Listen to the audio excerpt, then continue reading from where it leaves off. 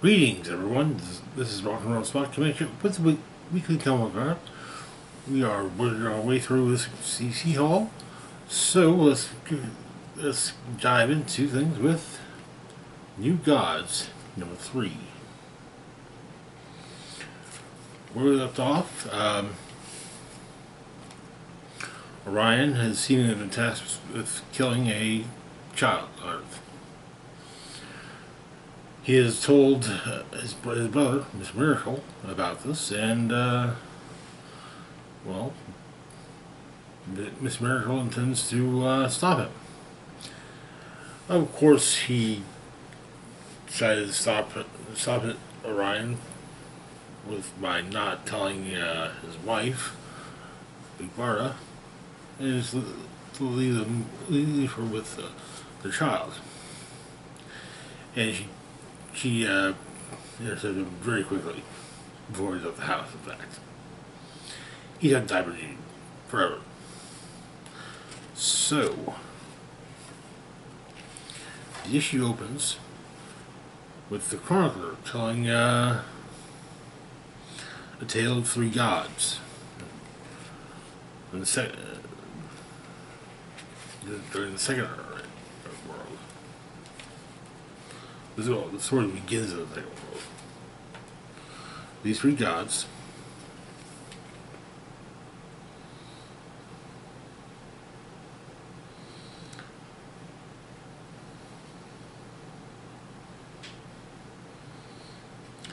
Arbor Suta, Parzarim, and Nectar. Arbor Sutra was a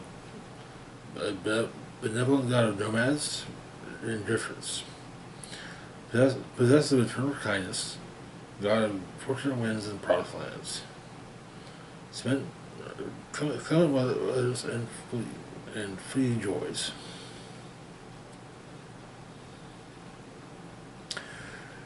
She began to gather to herself the decades of war.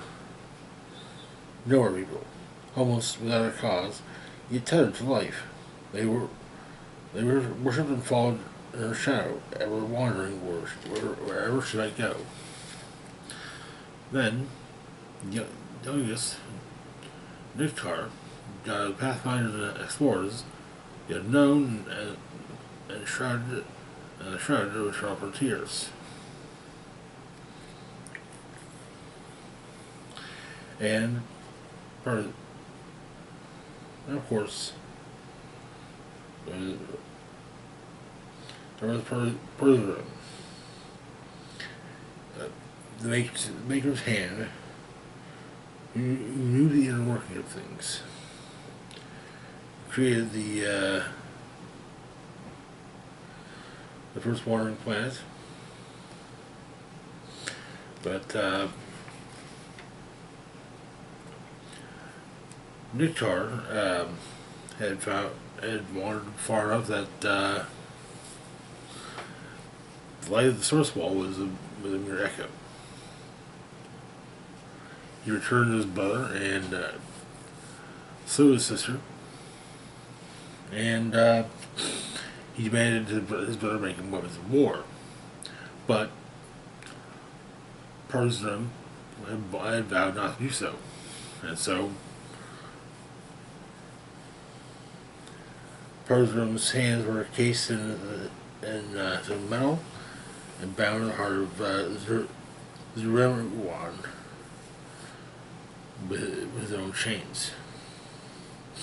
But he created 2 arguments.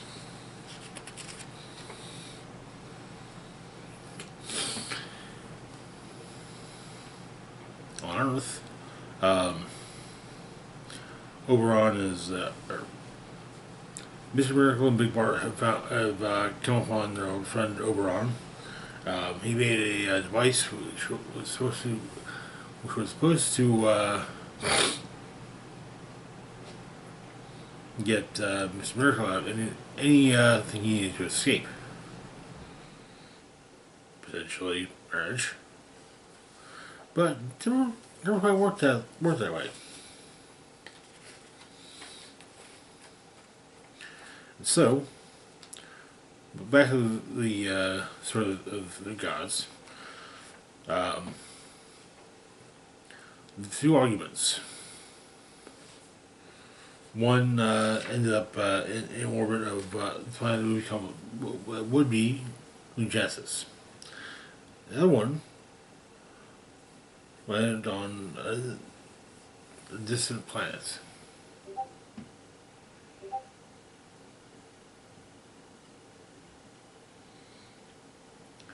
When sentient life finally bloomed up on this planet, the other argument made itself known, and it's from Prometheus, and he worked to protect the people of this world, but eventually he would he wondered what would it be like to die, and so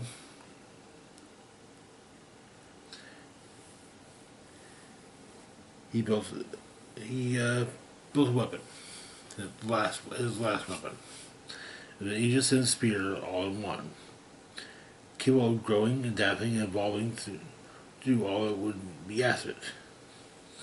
It was shaped so it would move unnoticed among his favorite people. Give it a mind and a body unshakable, unbreakable. And to power it, he poured his final breath into his lungs, tethering it forever to the source. A new god. And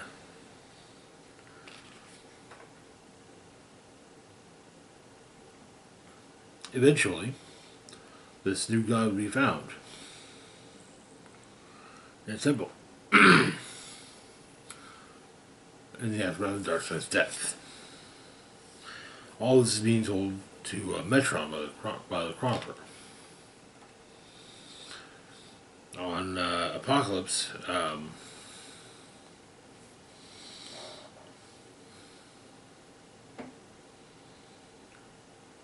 the forces of our conqueror, have seemingly taken over the Apocalypse and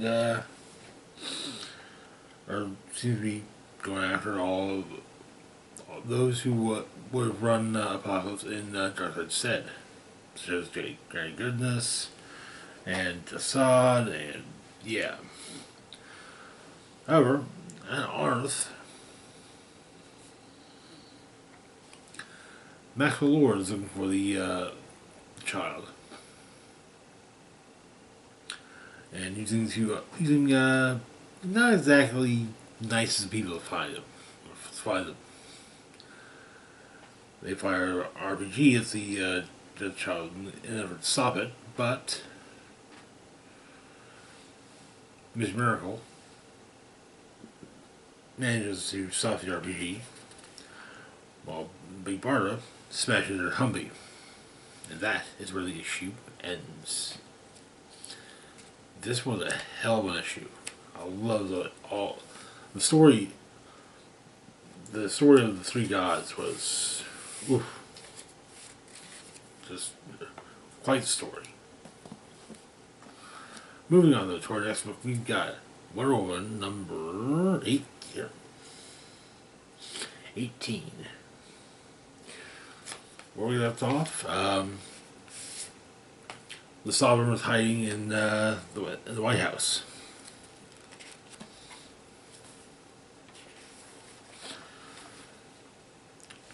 Recently, the Washington Monument had fallen, and Superman assistedly rebuilt, and so the Justice League rebuilt it.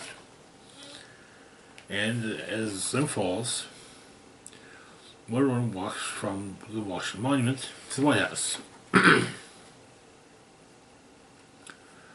Various anti-human defenses are used against her and have no effect, bouncing off her bracelets.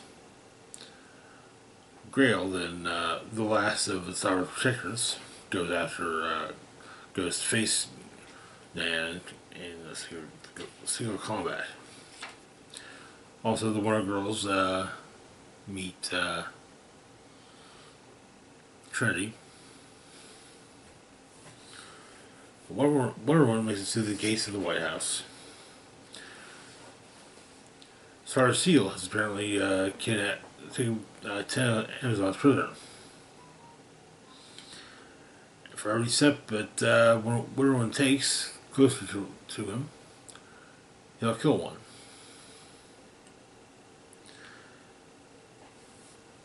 She gets right up on him, rips off his mechanical hand, and points out that Batman found out about this plan, and the Flash rescued all of the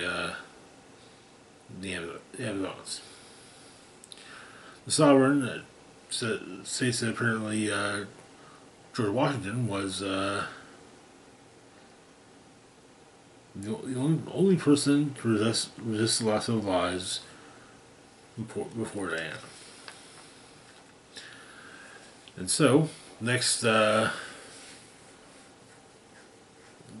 that Diana must face, the General Glory. And yeah, he gets taken down by a very prompt uppercut.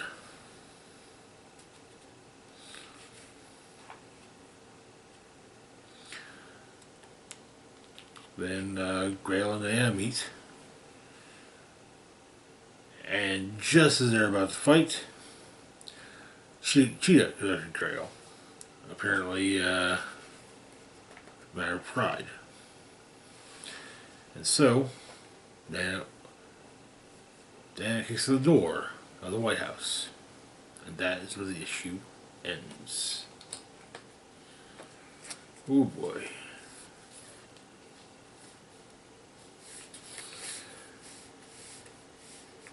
No anger is quite like a one scorn. Moving on to our last moment, we've got Zatanna, number 1. Yes, Zatanna. The mistress of backwards spells and fishettes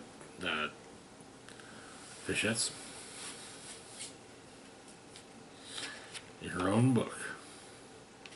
Not a Buckley book. So the issue opens. So it's the story of a princess who had a sullen shadow, and she went to the village near the castle, and the shadow and the princess were separated, and so the princess had a sister. But Zatanna is doing a charity performance in San Francisco at the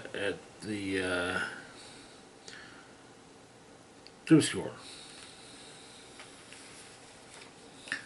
Training for it, rehearsing for it, basically. The crew is just in awe is enamored of the venue.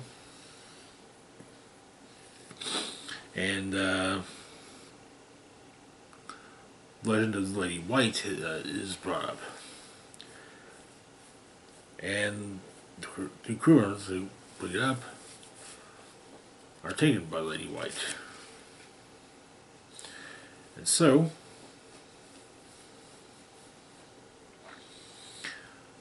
Zatanna makes her way into the painting after crew members. Manages to rescue most of them. But the one remaining is Adam, who she has a fencing performance with the show, and Lady White taunts Zatanna as she is run through from behind by Adam. And that is where the issue ends. An interesting first issue. But anyways, that's going to do it for now. As always, feel free to like, share, and subscribe. Links to my Facebook, Blue Sky, Instagram, Mastodon, Twitter, Patreon, PayPal can be found in the description box down below. This is Rock and Roll Fox, and I'm now saying, live long and rock hard.